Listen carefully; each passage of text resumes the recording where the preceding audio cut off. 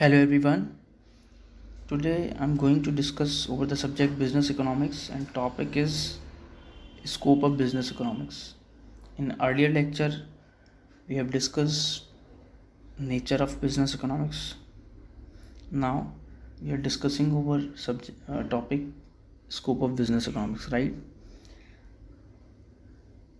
In the scope of business economics, first point is demand analysis.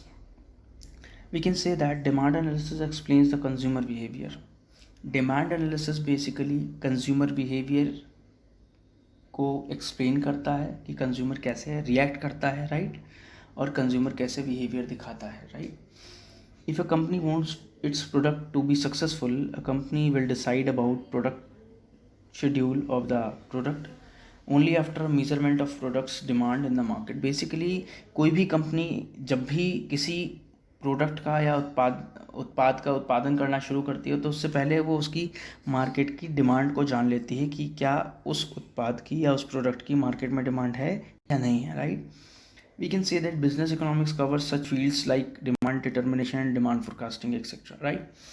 Here we can say that कि जो business economics है वो एक ऐसी फील्ड को कवर कर रहा है जहाँ पर आप डिमांड को पता लगा रहे हो किसी प्रोडक्ट की, या फिर डिमांड फोरकास्टिंग करना चाह रहे हो कि डिमांड का मांग का पूर्वानुमान लगा रहे हैं कि किसी प्रोडक्ट की आने वाले समय में कितनी ज़्यादा मांग हो सकती है, right.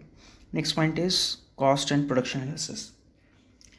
In this segment, we can say that in highly competitive market, a company can be successful only if it can control its cost. Basically, simple language में कहें तो इसको ऐसे समझ सकते हैं कि इतने कंपटीशन वाले मार्केट में कोई भी कंपनी अगर सक्सेसफुल बनना चाहती है तो उसको अपनी कॉस्ट को कंट्रोल करना होगा. यानी कि कॉस्ट जितना मिनिमम रखेगी कंपनी तो कंपनी का जो प्रॉफिट का पोर्शन है वो उतना ज़्यादा होगा, right. We can say that business economics helps us about various concepts like cost and production relationship of a product. Basically यहाँ पर एक संबंध बहुत इंपॉर्टेंट है. वो कौन सा है कि आप जितनी लागत को कम करते हो, आपकी प्रोडक्शन जो एफिशिएंसी है, या ये कह सकते हैं जो प्रोडक्शन करते हो आप, उस बेसिस पे आप जितना कॉस्ट को कम कर लेते हो तो आपका प्रॉफिट उतना ही ज़्यादा होता है, राइट.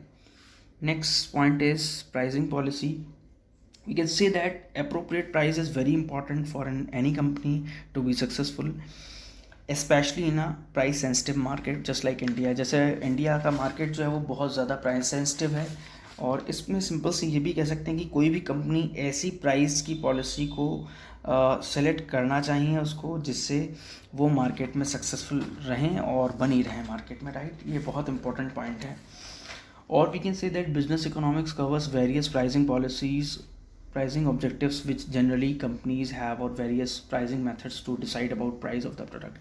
Basically कंपनी जब भी कोई काम करती है इस तरीके का तो बेसिकली वो ये समझती है जो भी उसकी प्राइसिंग ऑब्जेक्टिव्स हैं किसी चीज़ को लेके, या प्राइसिंग जो मेथड है. बेसिकली जो प्राइसिंग है उसको आप दो तरीके से समझ सकते हो. एक तो कंपनी प्राइस स्कीमिंग स्ट्रेटजी को यूज़ करती है, या फिर पेनिट्रेशन को यूज़ करती है. पेनिट्रेशन का कॉन्सेप्ट बेसिकली वो होता है जहाँ पर कोई भी कंपनी जो है अपने प्राइस को जो है बहुत ज़्यादा डाउन कर देती है ताकि मार्केट में डिमांड को बनाएं और डिमांड को सडन हाइक कर दें. और नेक्स्ट पॉइंट इज़ कि जो आपकी स्कीमिंग स्ट्रेटजी होती है बेसिकली इसमें कंपनी धीरे धीरे प्राइस को कम करती है या प्राइस को ऊपर नीचे करती है, ठीक है. बेसिकली तो यही प्राइसिंग पॉलिसी है जिस बेसिस पे कंपनी अपने रीच जो है या मार्केट का कवरेज जो है उसको बढ़ाती है, right. Next point is profit management. We can say that profit depends on many factors like changing price or market conditions, right. हम सिंपल लैंग्वेज में ये कह सकते हैं कि अगर कंपनी को अपना प्रॉफिट को मैनेज करना है, दैट मीन्स जब ज़रूरत है कंपनी को तो कंपनी प्राइस को चेंज कर रही है, या जो मार्केट की कंडीशंस हैं उनके बेसिस पे अपने प्राइस को घटाएगी और कंपनी बढ़ा रही है, right. We can say that the profit theories helps firms in measuring and managing profits under such uncertain conditions. देखिए फ्यूचर इज़ अनसर्टेन, ये सब जानते हैं कि भविष्य में क्या होने वाला है कोई नहीं जानता. तो बेसिकली उसी कॉन्सेप्ट पे बेसिस पे ये होके बनाया गया है कि आप प्राइस को चेंज कर रहे हो according to the changing market condition, right. आप प्राइस को उस हिसाब से चेंज करोगे जैसे मार्केट की कंडीशंस धीरे धीरे चेंज होती हैं, right. We can say that further they also help in planning future profits. Basically जिस बेसिस पे आप जो आने वाला प्रॉफिट है कंपनी के लिए, आप उसके लिए प्लान कर सकते हो, right. Next and last point is capital and investment decision. Here we can say that a firm must carefully evaluate its investment decision and allocate its capital sensibly।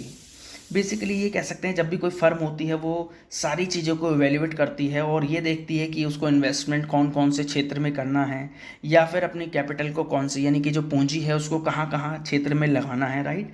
और we can say that various theories pertaining to capital and investment offers scientific criteria for choosing investment projects. Basically scientifically कोई भी company पूंजी को कहाँ लगा रही है, ठीक है, किस किस क्राइटेरिया में उसको अलग अलग क्षेत्र में लगाएगी, ठीक है, ताकि उसको उस बेसिस पे ही रेवेन्यू जनरेट होगा, राइट।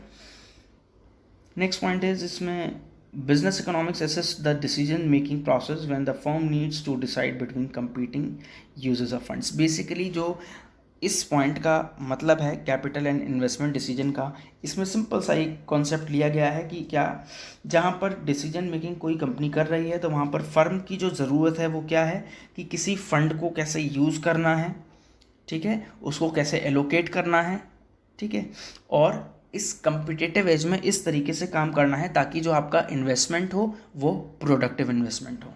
ओके, तो ये था scope of business economics. Thank you everyone.